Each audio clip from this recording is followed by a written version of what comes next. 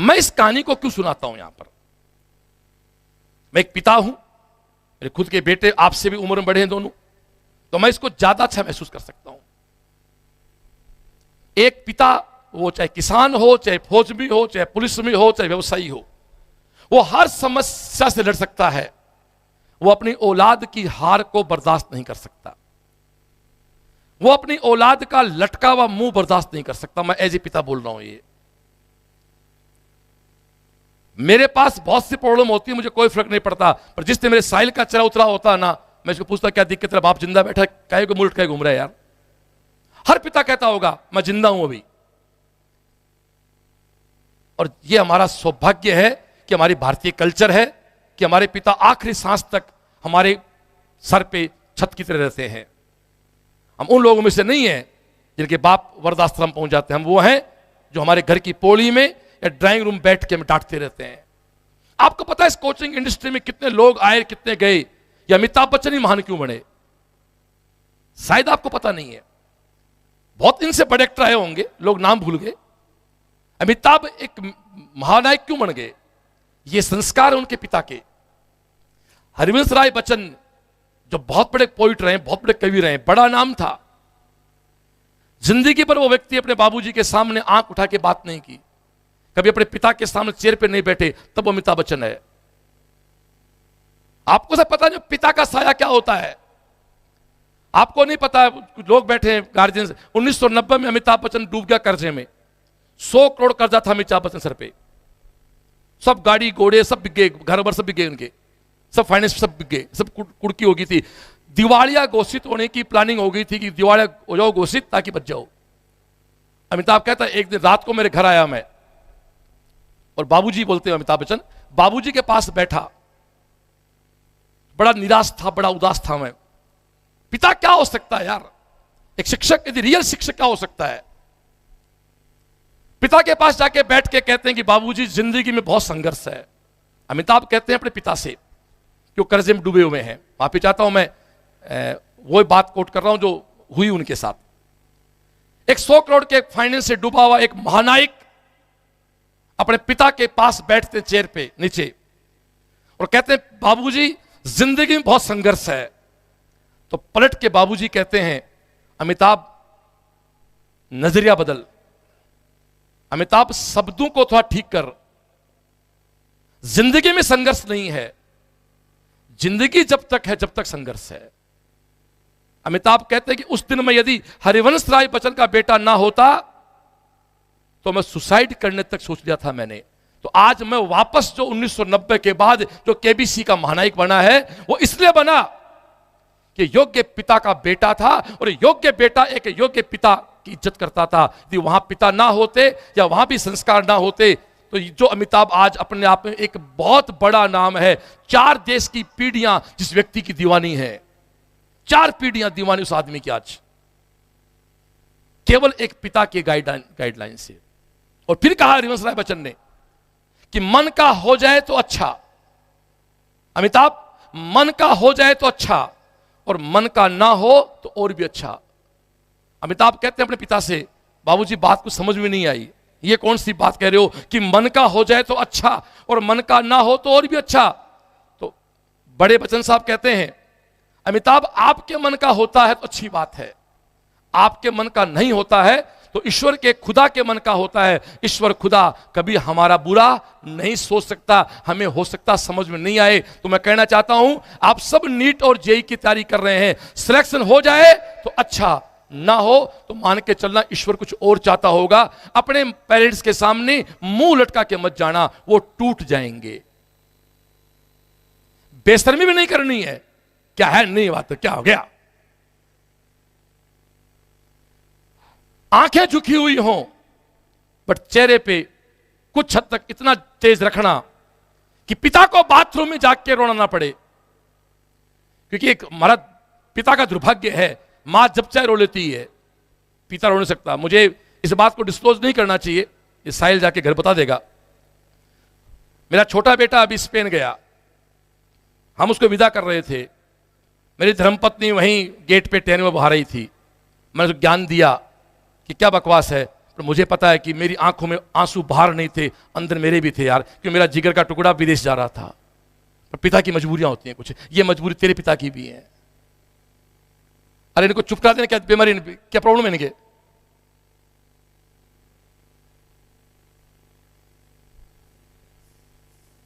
ये हर पिता की प्रॉब्लम है कि वो पिता रो नहीं सकता। तो दोस्तों, तो जो मैंने कहा, महाराणा प्रताप ने गुलामी स्वीकार ना की, पूरा परिवार था, ये परिवार के संस्कार थे। कल को बेटा कहते, मिसेज कहते, हम तो जंगल नहीं जाएंगे, तू जा। रानी मना करते, मैं तो जंगल नहीं जाऊंगी, तू जा, भाग, तो भी महाराणा प्रताप नहीं होते। आपको पता, महाराणा प्रताप के भाई उनके साथ नहीं, शक्ति सिंह साथ नहीं थे, शक्ति सिंह अकबर के साथ थे। तो एक बहुत अच्छा डायलॉग है कि राम इसलिए जीत के लक्ष्मण साथ थे, राम इसलिए जीते कि लक्ष्मण साथ थे, कृष्ण इसलिए जीते कि बलराम साथ थे, राणा इसलिए हारे क्योंकि शक्ति सिंह साथ नहीं थे। इसलिए अपने भाई का साथ कहीं में छोड़ना जिंदगी में दोस्तों, सब रिश्ते सेकेंडरी है, भाई से अच्छा कोई, भाई बहन से अच्छा कोई रिश्ता नहीं है। प्लीज एक बार इस रिश्ते के ताले जोरदार वाले।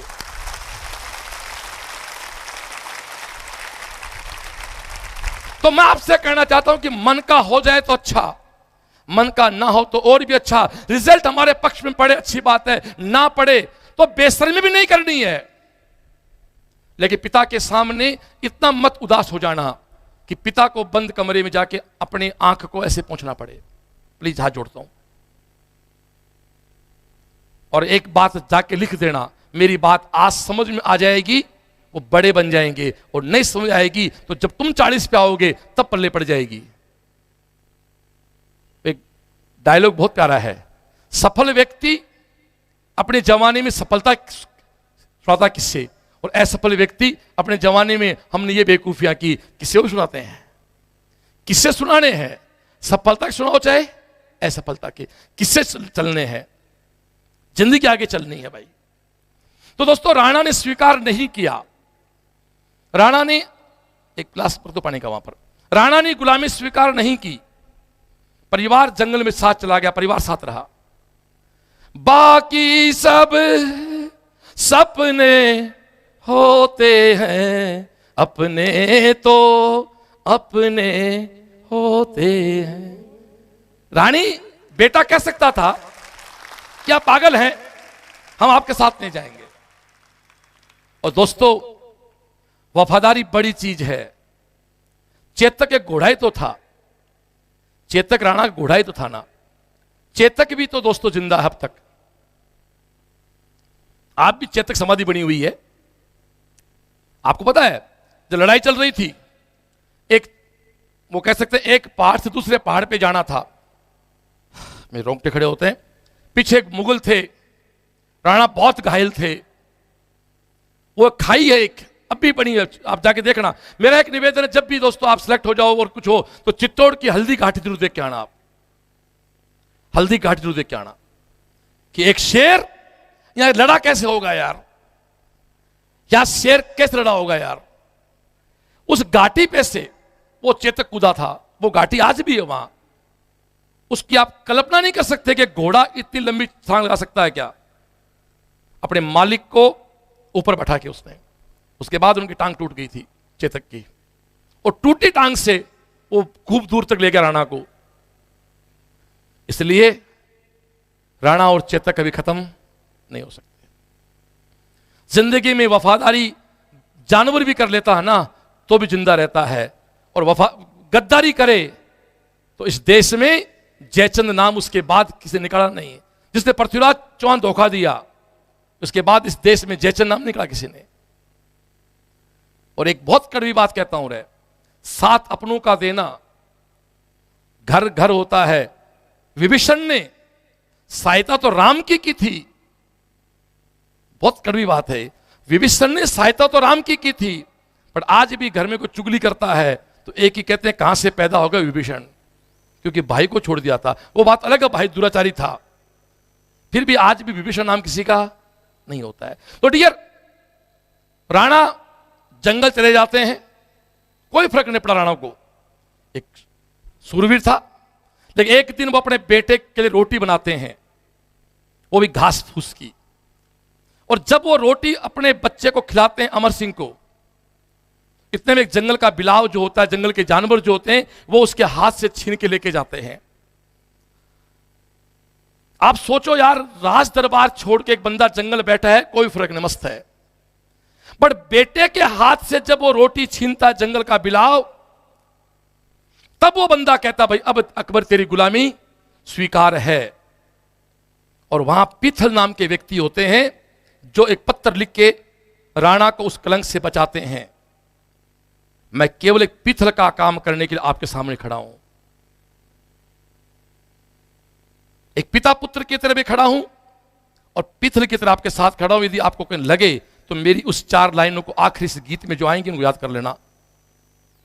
आप डॉक्टर बने, इंजीनियर बने, ना बने, कोई फर्क नहीं पड़ता है। देश में 0.001% डॉक्टर हैं, 0.01 इंजीनियर हैं। देश चलता इंसानों से। इंजीनियरिंग, मेडिकल एक पेट पालने का जरिया है, सब कुछ नहीं है ये। ठीक है, प्रयास करें, सिलेक्शन होगा, नहीं कोई बात नहीं।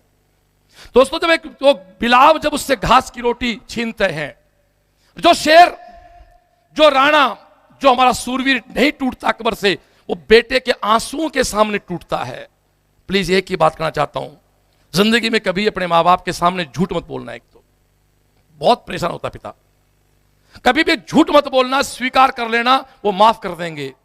कभी झूठ मत बोलना, कभी बहाने मत बनाना, और छोटी छोटी हार पर मुंह लटका के मत जाना। वो कहेंगे कुछ नहीं, मैं जिंदा हूं, चिंता मत कर।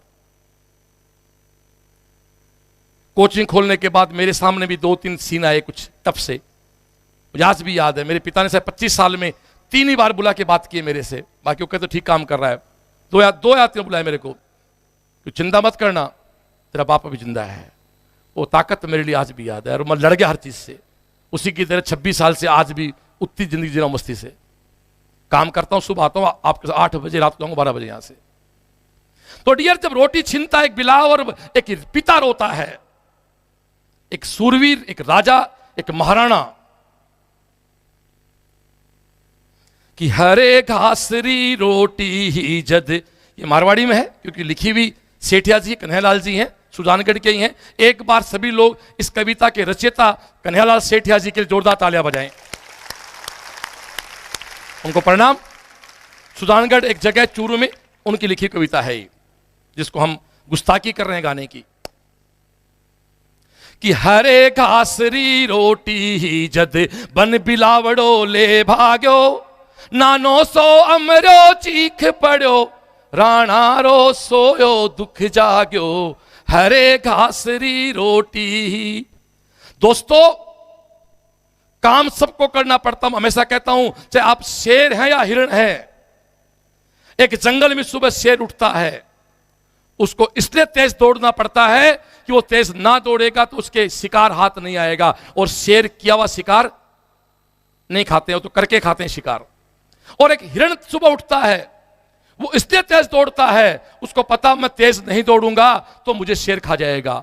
हिरण को इसलिए दौड़ना है कि उसको जान बचानी है, शेर को इसलिए दौड़ना है कि शिकार को खाना है। आप चाहे 690 नंबर वाले हों, चाहे 350 नंबर वाले हों, अगले 10 दिन दौड़ना सबको है, पढ़ना सबको है। 690 वाला 720 के लिए, 390 वाला 600 के लिए। इसलिए कोई फर्क नहीं मेरे सामने बैठे किसी बच्चे में, सबको 10 दिन ताकत लगानी है। पूरी जान लगा दो यार, हम पूरी टीम, हम 70 लोग आपके साथ हैं, राउंड द क्लॉक। और मैं केवल 10 घंटे मांगता हूं, सुबह 7 से 12, रात को 7 से 12, 10 घंटे दे दो। 5 दंगल बचे हुए हैं, टेस्ट छोड़ना नहीं है। 12 को छठा दंगल ठोक के आएंगे वहां, कि हरे घासरी रोटी ही जद बन बिलावड़ो ले भाग्यो, नानो सो अमरो चीख पड़ो, राणा रो सोयो दुख जाग्यो। क्या कहते राणा? हूं लड़ो घणो हूं सयो घणो, हूं लड़ो घणो हूं सयो घणो, मेवाड़ी मान बचावण ने। हूं लड़ो घणो हूं सयो घणो, मेवाड़ी मान बचावण ने। मैं पाछ नहीं राखी रण में, बैरारो खून बहावण ने। जद याद करूं हल्दी घाटी, नैना में रक्त उतर आवे। जद याद करूं हल्दी घाटी, नैना में रक्त उतर आवे। सुख दुख रो साथी चेतकड़ो, सूती सी हुक जगा जावे। क्यों चेतक तब खत्म हो चुका था। हूं लड़ो गणो, हूं सयो गणो, मेवाड़ी मान बचावण ने। मैं पाछ नहीं राखी रण में, बैरारो खून बहावण ने। जद याद करूं हल्दी घाटी, नैना में रक्त उतर आवे। सुख दुख रो साथी चेतकड़ो, सूती सी हुक जगा जावे। वो लड़ाई थी एक राजा की मुगलों के साथ। ऐसी लड़ाई आपके पिता रोज लड़ते हैं। किसी का पिता फौज में है, कश्मीर बैठे हैं जहां -20 टेम्परेचर होता है। कोई फौज में है, कोई पुलिस में है, कोई खेत में काम कर रहे होंगे उस समय, कोई दुकान पे होंगे, कहीं जॉब पे होंगे। एक डायलॉग है ना कि एक पिता इसलिए टिफिन का खाना, ठंडा खाना खाता है कि उसका परिवार गर्म खाना खाए। कभी गौर करना, तुम्हें रोटियां गर्म मिलती हैं। बहुत सौ के पिता हैं जो अपने ऑफिस में टिफिन लेके जाते हैं जो ठंडा खाना हो जाता है। तो हमारे पिता के ठंडे खाने की कीमत है कि हम गर्म खाना खा रहे हैं, तो हमारा धर्म बन जाता है उस व्यक्ति को हम परेशान नहीं करें। हूं लड़ो घणो, हूं सयो घणो, मेवाड़ी मान बचावण ने। मैं पाछ नहीं राखी रण में, बैरारो खून बहावण ने। जद याद करूं हल्दी घाटी, नैना में रक्त उतर आवे। सुख दुख रो साथी चेतकड़ो, सूती सी हुक जगा जावे। पण आज बिलख तो देखूं, पण आज बिलख तो देखूं, जद राज कंवर ने रोटी ने। मैं दावे से कह सकता हूं यहां 20% बेटियों के पिता ऐसे होंगे जिनको गांव वालों ताने मारे होंगे, छोरी को काहे को इतनी महंगी पढ़ाई पढ़ा रहे हो, सिंपल BSc करा के शादी कर दो।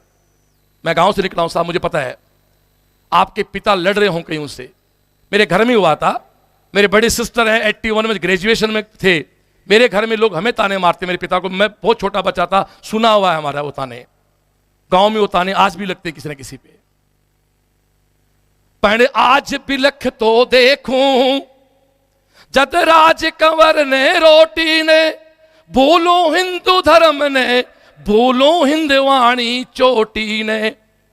वो कहते फिर सारे धर्म को भूल जाता हूं मैं, भूल जाता हूं क्षत्रिय हूं मैं। कब है? बच्चे के रोने पर। बस इस कविता का भाव समझना। राणा, आप अपने पिता को राणा की तरह रखो। आपके पिता राणा आपके लिए, महाराणा आपके लिए। आप एक अमर सिंह उसके बेटे हैं और सामने खड़ा पीथल आपको मोटिवेट कर रहा है।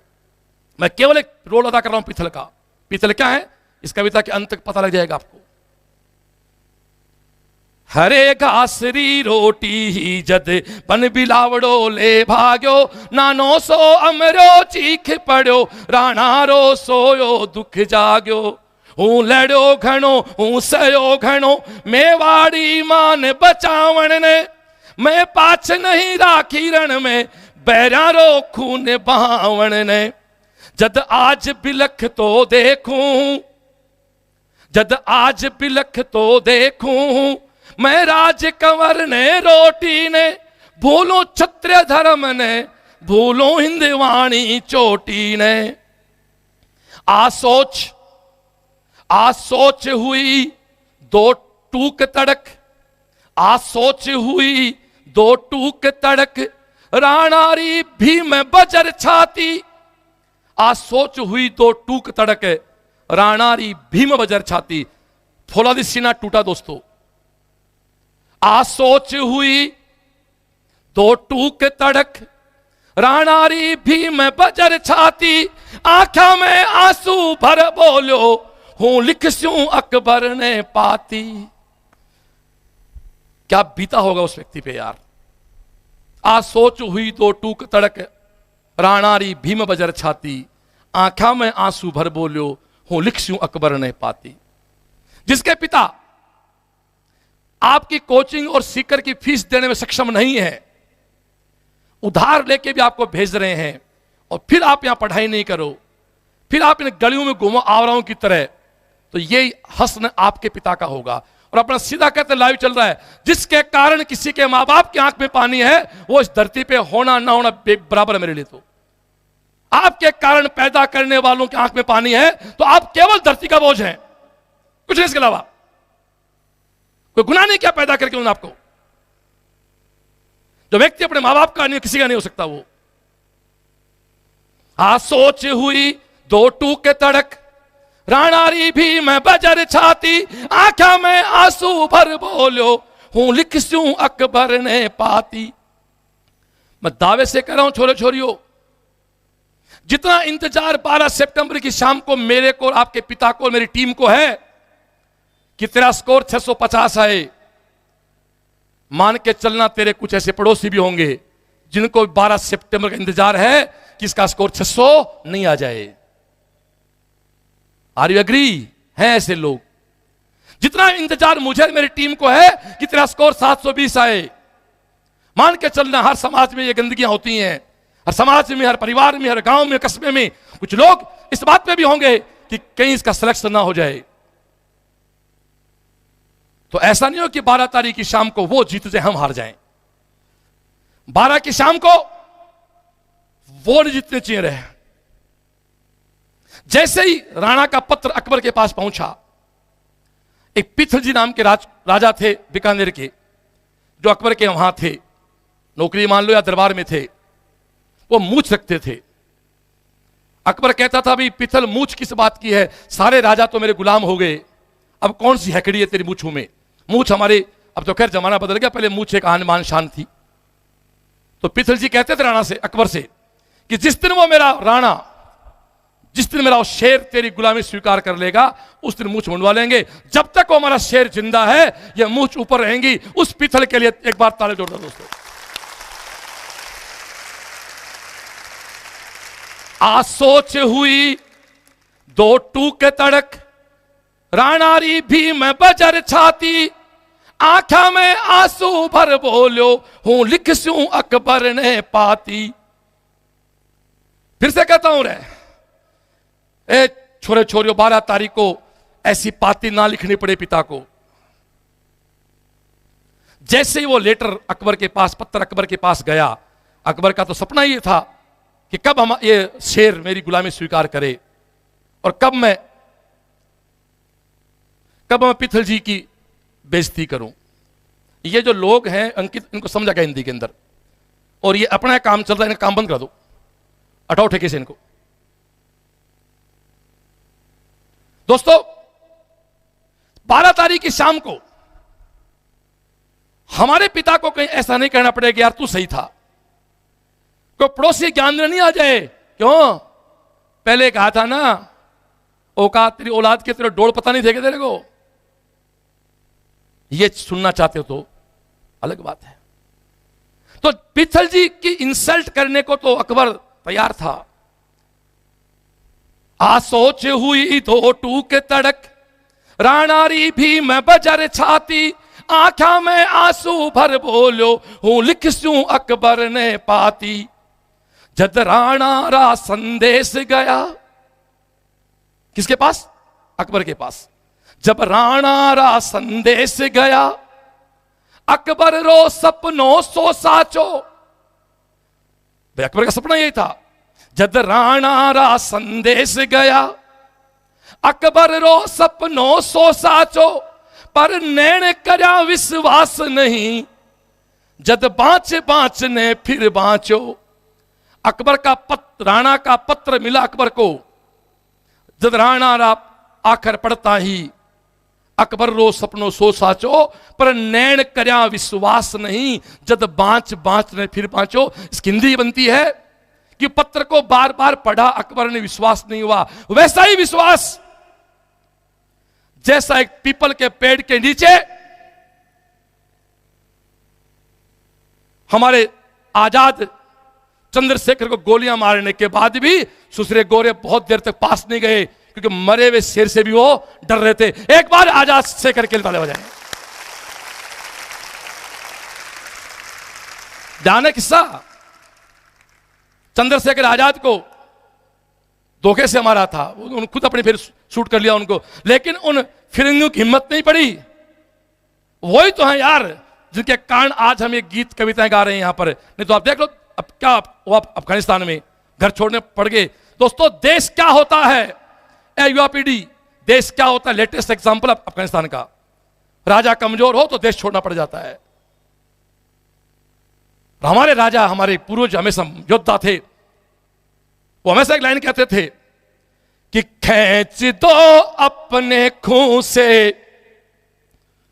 जमी पे लकीर, खींच दो अपने खून से जमी पे लकीर, इस तरफ आ ना पाए ना रावण कोई, तोड़ दो हाथ अगर हाथ उठने लगे, छू ना पाए ना सीता का दामन कोई, राम भी तुम्हें लक्ष्मण साथियों अब तुम्हारे हवाले वतन साथियों।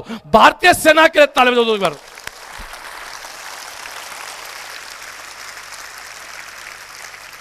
हम उस देश में रहते हैं, कारगिल की लड़ाई में मेरे वो 20-20, 22-22 साल के मेरे योद्धा -30 डिग्री के टेम्परेचर पे कारगिल की घाटियों को उन्होंने नाखून से काटा अपने, तब मेरा देश आजाद है। तब हम कहते हैं बोलो भारत माता की।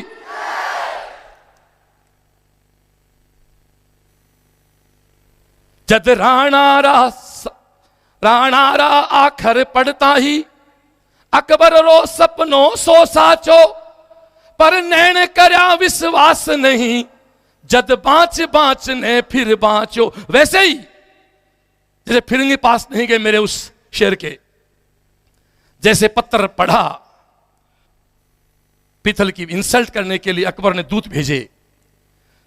छोरे छोरियों 12 तारीख की शाम को दूत आपके पिता किसे घर भेजें, आपके घर कोई दूत नहीं आना चाहिए। बोलो हाँ या ना, हाँ या ना। मेरी दुआओं में इतना असर हो, या अगले 10 दिन में यह कवच आपके साथ रहेगा हमेशा। ये मान लो आपके पिता गा रहे हैं, आपके दादा गा रहे हैं, आपके लिए हर वो व्यक्ति गा रहा है जो आपका केयर टेकर है कि मेरी दुआओं में इतना असर हो, हर दर्द गम से तू बेखबर हो, उम्मीदें टूटे ना मेरे आशियाने की, उम्मीदें टूटे ना मेरे आशियाने की, खुशियां मिले तुमको सारे जमाने की, आतन लाड लड़ावा रे, आतन लाड लड़ावा, आतन लाड लड़ावा रे, तेरे संग प्यार निभावा, बाकी सब सपने होते हैं, अपने तो अपने होते हैं। एक बार अपनों के लिए।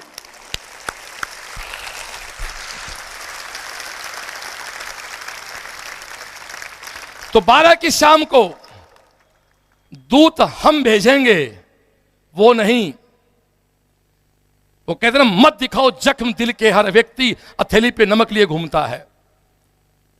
पिता और मां, छोटे बहन भाइयों का दोस्तों 12 तारीख की शाम जब नंबर जुड़ के मैसेज करो, व्हाट्सएप करो, तो लगना चाहिए कि शेरों का रिजल्ट आया है। और फिर भी कहता हूं, फिर भी रिजल्ट यदि हमें लगा कुछ नेगेटिव है तो भी मुंह नहीं लटकाना है, ये पर सुन लेना।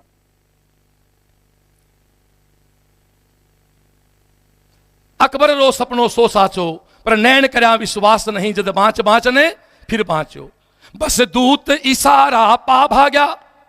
अकबर ने तुरंत दूत भेजे, बस दूत इशारा पा भाग्या, पीथल ने तुरंत बुलावन ने। अब यहां से शुरू होती है कहानी जहां राणा से महाराणा बने। वो कहते हैं कि 14 साल जंगल में घूमने के बाद ही राम श्री राम बने थे। वो ना भटकते तो शायद वो नहीं बनते मर्यादा पुरुषोत्तम। बस दूत इशारा पा भाग्या, पीथल ने तुरंत बुलावन ने, किरण्यारो पीथल आपू गयो, अकबर रो भरम मिटावण ने। बस दूत इशारा पा भाग्या, पीथल ने तुरंत बुलावण ने। किरण्यारो पीथल आपू गयो, अकबर रो भरम मिटावण ने। पीथल जी आए। अब जो दोस्तों अकबर ने हमारे पीथल की बेइज्जती की, वो बर्दाश्त नहीं हो सकती भाई। ये बेइज्जती हमारे पिता की नहीं होनी चाहिए, हमारे सीएलसी की नहीं होनी चाहिए, उन टीचर्स की नहीं होनी चाहिए जिन्होंने पढ़ाया आपको साल, 2 साल, 1.5 साल। एक बहुत प्यारी बात कही, मैं जांदवा गांव में लाइव करने गया था। उन्होंने कहा कि सीएलसी ने क्या दिया है, पैसा पढ़ने के लिए बहुत कुछ नहीं है। यदि सीकर में व्यवस्था नहीं होती तो मैं दावे से कह सकता हूं आप में से आधे कोटा पहुंचते नहीं, पैसे आपके पास होंगे, लेकिन शायद वहां एक भीड़ का हिस्सा हो जाते आप लोग। यहां लगता बोस हमारा, सीएलसी हमारी, सीकर हमारा है। बस दूत इशारा पा भाग्या, पीथल ने तुरंत बुलावण ने। किरण्यारो पीथल आपू गयो, अकबर रो भरम मिटावण ने। और अकबर की जो लाइनें पीथल के लिए है, हमारे कारण ये हमारे पिता को नहीं सुननी पड़े, बस ध्यान रखो। मैं बांध लियो है, मैं बांध लियो है पीथल सुन, पिंजड़ा में जंगली शेर पकड़। अकबर बहुत ही व्यंग करता है कि हूं आज बादशाह धरती रो, क्योंकि एक मात्र राणा थे जो गुलाम नहीं थे। राणा गुलामी लेते हैं तो अकबर पूरी धरती का बादशाह था। हूं आज बादशाह धरती रो, मेवाड़ी पाग पघा में है। मेवाड़ की पगड़ी पारू में कहा ना, पिता की पगड़ी, पगड़ी से बड़ा कोई सम्मान आपने कभी, कई बार होता है कुछ शादियां होती हैं बेटियों की, कुछ नालायक राक्षस टाइप के लोग दहेज मांगते हैं, फेरे में बच्चे को उठा लेते हैं, तो पिता पकता पगड़ी, मेरी पगड़ी रख ले भाई, तेरे पांव में रखता हूं। ये सीन कई बार इस देश में, समाज में देखने मिल जाते हैं। वो राक्षसी होते हैं, पहले राक्षस सिंह होते थे, बिना सिंह राक्षस समाज के अंदर है। हूं आज बादशाह धरती रो, मेवाड़ी पाग पघा में है। अब और बता, अब और कट है, रजपूती खून रगा में है। तो उस समय राजा करीब राजपूत थे। राजपूत का मतलब राजा, राजपूत को एक जात नहीं है जो राज करते थे। उसने कहा हूं आज बादशाह धरती रो, मेवाड़ी पाग पघा में है। अब और बता, अब और कट है, रजपूती खून रगा में। बता और कहां कोई खून क्या रगों में दौड़ने वाला। मैं बांध लियो है पीथल सुन, पिंजड़ा में जंगली शेर पकड़। शेर तो भाई जंगल का ही होता है ना, सर्कस के शेर तो क्या शेर होते हैं। मैं बांध लियो है पीथल सुन, पिंजड़ा में जंगली शेर पकड़। ओ देख हाथ रो कागज है, तू देखा फिर सी किया अकड़। पीथल, इस तरह जंगली शेर को मैंने बांध दिया पिंजरे में, और ये पत्थर है उसके राज दरबार का, देख ले। कुछ लोग यही तो वेट कर रहे हैं कि तेरे नीट के नंबर जुड़े और तेरे बापू को व्हाट्सएप करें, इसके तो कुछ नहीं हुए। मुझे मेरा उमा शंकर आज भी याद है। एक मेरा डॉक्टर है, मेरा चेला, उसको फिर कोट करूंगा मैं, जो अभी एमबीबीएस पूरी करके एमओ लगा हुआ है खाजू, यहां आपके बज्जू में। उस लड़के का सिलेक्शन 3 साल नहीं हो पाया, कोई भी कारण रहा। 2 साल सेलेक्ट बीडीएस में हुआ, वेटिंग में रहा। गांव में जानते हो, एक बस, गांव की बस जाती है, गांव में गुवाड़ होता है, वहां बसें रुकती हैं जहां कुछ लोग बैठे होते हैं। उमाशंकर ने कहा बॉस, तो सेकंड बार सिलेक्शन नहीं हुआ, तो दिन की बस में गांव गया, तो गांव के गुवाड़ में कुछ छोरे बैठे थे जो खुद 10वीं पास नहीं थे। मुझे कहा आओ डॉक्टर साहब, क्योंकि उनको पता था मेरा सिलेक्शन नहीं हुआ। तो मेरी गर्दन झुकी हुई थी और मैंने उस दिन कसम खा ली थी कि अब मैं एमबीबीएस में सिलेक्शन के बाद ही रात गांव की दिन की बस में आऊंगा। उमा कहता है मेरा कि बॉस 2 साल फिर मैं रात को बस में गांव से गया, और जब रिजल्ट आया फिर दिन की बस में गया। पर दुर्भाग्य देखो समाज का, उस दिन मुझे किसी ने नहीं कहा आओ डॉक्टर साहब, क्योंकि पता था आज मैं डॉक्टर बन चुका हूं। दुनिया केवल जख्मों पे नमक छिड़कती है। हूं आज बादशाह धरती रो, मेवाड़ी पाग पघा में है। अब और बता मन और कट है, रजपूती खून रगा में है। मैं बांध लियो है पीथल सुन, पिंजड़ा में जंगली शेर पकड़, ओ देख हाथ रो कागज है, तू देखा फिर सींकियां अकड़। अकबर कहता है बता तेरी कौन सी एकड़ी है, ये मूछ मुंडवा तेरी है। पीथल जी ने पत्थर देखा, राणा के राज दरबार का पत्थर था, मोहर लगी हुई थी।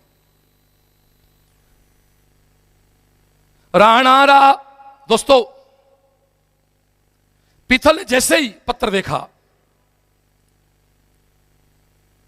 तो बिल्कुल पीथल जी की नीचे जमीन खिसक गई। पीथल जी उस समय से परेशान हुए, नीचे से धरती खिसक गई। राणा आखिर पड़, बिल्कुल दोस्तों वो पत्थर पड़ते ही उनको आंखों में पानी था और नीचे की कहते ना जमीन खिसक गई आदमी के। पीथल जी कहते हैं अकबर से कि आपकी इजाजत हो तो पूछ लूं उस पत्र के बारे में। जो हुक्म हो ये तो लिख भेजूं, राणा ने कागज रे खातिर। पीथल ने पत्र पढ़ा, जमीन खिसक गई, आंखों में पानी था। तो कहते पीथल जी, कहानी स्टार्ट यहां से हो रही आगे चले। जो हुक्म हो ये तो लिख भेजूं, राणा ने कागज रे खातिर। अकबर टोन में कहता है तू पूछ भला ही पीथल तू, आ बात सही बोलो अकबर। जैसे राणा के राज दरबार की मोहर का पत्र पढ़ा पीथल जी ने, आंख में पानी था, नीचे जमीन किसकी। पण फिर कहीं तत्काल समल, आ बात सपाई झूठी है। पीथल ने कहा नहीं, राणा की शान अटूटी है, राणा की शान अटूटी है। राणा कभी तेरे पत्र लिख सकते ही नहीं, भ्रम है कोई, ये कोई चाल है राणा के साथ। आप कहो तो मैं पत्र लिख दूं। राजा के दरबार में था, परमिशन जरूरी थी। तो अकबर ने फिर टोंट में कहा जा पूछ ले। और अब जो एक पीथल का पत्र था जो राणा के पास आया, और राणा ने जो पीथल को जवाब दिया, उस पत्र की देन है कि आज राणा महाराणा है। उनके साथ के जितने राजा रजवाड़े थे उनका किसी का नाम नहीं जानते। राणा थे, राणा हैं, राणा रहेंगे। तो हमारे प्रकाश माली भाई का बहुत प्यारा गीत है, मां यड़ थारो वो पूत कठे, मां यड़ थारो वो पूत कठे, वो एक लिंग सरदार कठे, वो महाराणा प्रताप कठे, वो महाराणा प्रताप कठे। हम उस देश में हैं दोस्तों, उन देशों में नहीं है जब भाई भाई को मार के गद्दी बैठ जाते हैं। हम उस देश में हैं जब पन्ना धाई वचन निभाने के लिए अपने बेटे को सुला के अपने सामने सामने कटवा देती है। पन्ना धाई वफादारी में बेटा कटवा देती है। तो किस्सा पढ़ा होगा इतिहासों में, केवल उस वंश को बचाने के लिए अपने खून को सुला दिया। और आप सोचो मां के सामने एक बेटे को तलवार से काट दिया जाए, 1 साल के बच्चे को, क्या मात बीती होगी। लेकिन फिर वो डायलॉग है, हम रहे ना रहे, हम थे ना थे, पन्ना थी, पन्ना है, पन्ना रहेगी। वही पिछले दिनों सुरेंद्र चौधरी की कविता है, एक जो है बहुत प्यारी कविता है, पन्ना धाई पे बहुत सी कविता लिखी है। तो दोस्तों ये पीथल का लेटर, ये पत्र राणा के पास गया। वो पत्र क्या है वो मैं आपसे कहना चाहता। अब मैं पीथल के, माफी चाहता हूं, बहुत बड़े व्यक्ति से तुलना कर रहा हूं, मेरी गुस्ताखी, पर मैं एक पीथल का रोल अदा कर रहा हूं आप और आपके पिता और आपके परिवार के लिए। यदि कहीं आप टूट रहे हो, झुक रहे हो तो क्या कहते हैं पीथल जी, मैं आज सुनी है सिंहड़ लो, मैं आज सुनी है सिंहड़ लो, गादड़ ल्या सा गए सोवे लो। मैं आज सुनी है सिंहड़ लो, गादड़ ल्या सा गए सोवे लो। मैं आज सुनी है सूरजड़ो, बादल री ओटा खोवे लो। पीतल कहता है राणा, हमने सुना कि एक शेर गिदड़ों के साथ सोएगा। राणा, हमने सुना है कि एक बादल का टुकड़ा सूरज को ढक लेगा। यह कहां तक सही बात है साहब। मैं आज सुनी है सिंहड़ लो, गादड़ ल्या सा गए सोवे लो। मैं आज सुनी है सूरजड़ो बादल री ओट्या खोवेलो। और जैसे पत्र पहुंचता राणा के पास, पीथलरा का गज पड़ता ही राणा री आंखें लाल हुई। ये आपके लिए अगले 7 दिन ना भूख ना प्यास ना नींद, परिवार के लिए 12 सितंबर की शाम के लिए सब कुछ भूल जाओ, परिवार में खुशियां खुशियां है। पीथलरा आखर पड़ता ही राणारी आंखें लाल हुई, धिक्कार मने में कायर हूं नाहररी एक ललकार हुई। राणा पीथलरा आखर पड़ता ही राणारी आंखें लाल हुई, धिक्कार मने में कायर हूं नाहररी एक ललकार हुई। हूं भूख मरूं हूं प्यास मरूं, राणा कह रहे हैं, आप कह रहे हैं ये अगले 7 दिन के लिए। हूं भूख मरूं हूं प्यास मरूं, मेवाड़ धरा आजाद रहे। ये 10 दिन में मैं पूरी मेहनत करके मेरे परिवार की खुशियां आती हैं तो मैं लाके रहूंगा। और इन बातों को लेके भी आप अपने परिवार के प्रति अपनापन मेहनत नहीं कर सकते हो तो मुझे आपका मेरा परिणाम है, ऐसे जिंदा लाशें कोई काम की नहीं होती हैं। हूं भूख मरूं हूं प्यास मरूं, मेवाड़ धरा आजाद रहे। हूं घोर उजाड़ा मैं भटकूं, पर मन में मारी याद रहे। राणा कहते हूं भूख मरूं हूं प्यास मरूं, मेवाड़ धरा आजाद रहे। हूं घोर उजाड़ा में भटकूं, पर मन में मारी, मां मतलब धरती मां की याद रहे। यही आपको करना है। 10 दिन है तुम्हारे पास, IIT वालों 30 दिन तुम्हारे पास है। और जो 22-23 के हैं अभी से मुट्ठा बंद कर लोगे, हंगामा खड़ा कर देंगे 22 और 23 में और भी। पीथलरा आखर पड़ता ही राणारी आंखें लाल हुई, धिक्कार मने में कायर हूं नाहररी एक ललकार हुई। हूं भूख मरूं हूं प्यास मरूं, मेवाड़ धरा आजाद रहे। हूं घोर उजाड़ा में भटकूं, बट मन में मारी याद रहे। और फिर वो शेर लिखता है उस अकबर को, फिर से कहता हूं रे, वो अकबर हार के भी उसका नाम नहीं है। मेरा राणा आज भी चौराहे पे चेतक पे खड़ा मिल जाता है। एक बार मेरे राणा के ताल जोरदार।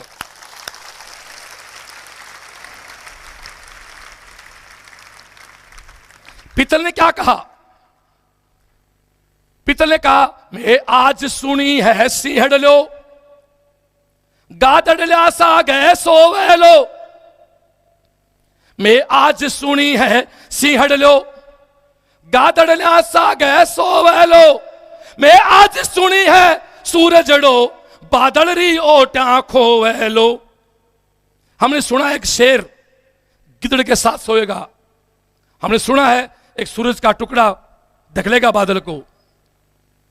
फिर वो मेरा सूरवीर हमारे पूर्वज राणा प्रताप जो लाइन लिखते हैं, नहीं जनी रे गादड़ी कोख असी। इन बातों पे आपके रोंगटे खड़े ना होते हैं, या तो आपको ये बात पढ़ लेनी पड़ती है या फिर आप किसी काम के नहीं हो। नहीं जनी रे गादड़ी कोख असी, जो सिहरी थापी झेले ली।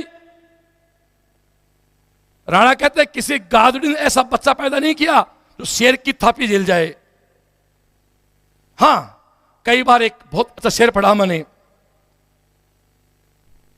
कई बार हो जाता है, कदे कदे गादड़ा स्यों सिंह हार जावे, कदे कदे गादड़ा स्यों सिंह हार जावे। समय को भरोसो को नी, कद पलटी मार जावे। कई बार समय आ जाता गिदड़ों का भी, पर राणा के पास पीथल जी थे, उनका समय खराब नहीं हो सकता था। नहीं जनी रे गादड़ी कोख असी, जो सिहरी थापी झेले ली। नहीं जनी रे गादड़ी कोख असी, जो सिहरी थापी झेले ली। नहीं बनो रे बादड़ी रो टुकड़ो, सूरज ने ओटा ले ली। ना तो कोई गिद्दड़ ने ऐसा बच्चा पैदा किया है जो शेर की थापी झेल जाए, थप्पड़ झेल जाए, और ना कोई ऐसा टुकड़ा बना बादल का जो सूरज को ढक ले। नहीं जनी रे गादड़ी कोख असी जो सिहरी थापी झेले ली। नहीं बड़ी रे बादली रो टुकड़ो सूरज ने ओटा ले ली। ये पत्थर जो वापस गया अकबर के पास, तो दोस्तों 12 सितंबर को आपके घर में ऐसा होना चाहिए। राणा रा आखर पड़ता ही पीथल री छाती दूनी ही। राणा रा आखर पड़ता ही पीथल री छाती दूनी ही। हिंदवाणी सूरज चमक है। राणा रा आखर पड़ता ही पीथल री छाती दूनी ही। हिंदवाणी सूरज चमक है। अकबर री दुनिया सुनी हरे घासरी रोटी जद बन बिलावड़ो ले।